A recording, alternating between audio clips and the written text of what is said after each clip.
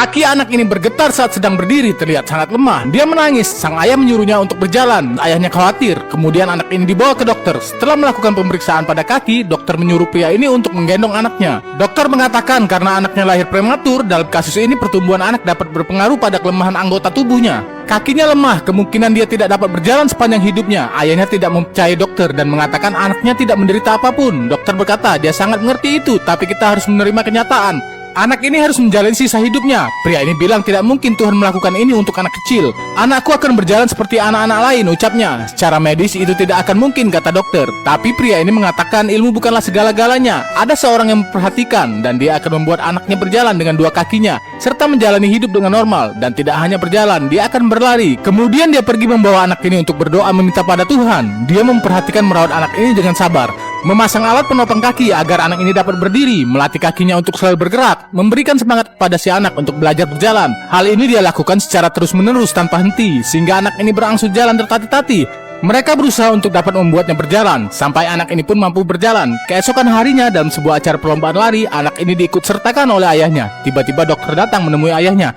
Kemudian dia bilang, kamu telah membuat kesalahan besar. Anak itu belum cukup kuat untuk berlari dengan kedua kakinya. Anda memaksakan dia untuk ikut dalam perlombaan. Ini akan menimbulkan efek buruk. Anak itu tidak akan bisa berjalan. Terima saja kenyataan ini.